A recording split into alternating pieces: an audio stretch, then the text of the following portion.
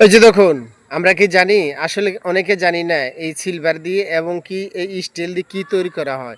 আসলে এই স্টিল দিয়ে যেটা তৈরি করা হয় সেটা হইলো মুরগির ফার্মে যারা অতি ফার্স্টে বাচ্চা ওঠাবে যে বুস্ট কয় যে বুস্টের নিচে বাচ্চাগুলো রাখা হয়। আসলে এটা কি এই জায়গার মধ্যে সেটাই তৈরি করা হচ্ছে। আসলে কারখানা ছোট তেমনি উদ্দেশ্য অনেক বড় কিন্তু তাদের ব্যবসা চলমান আছে কিন্তু কারখানাটা ছোট হতে পারে কিন্তু মাল সেল হয় বেশি। কিন্তু আপনাকে বুঝতে হবে এরকম একটা কারখানা তৈরি করুন।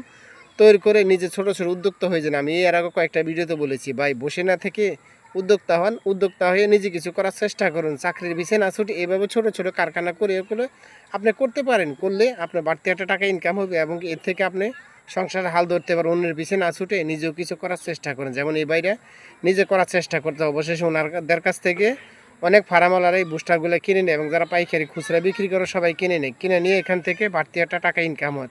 ওটা দিয়েই অবশ্যই সংসার সুন্দর চলে। অসাধারণ বুদ্ধি ওনাদের।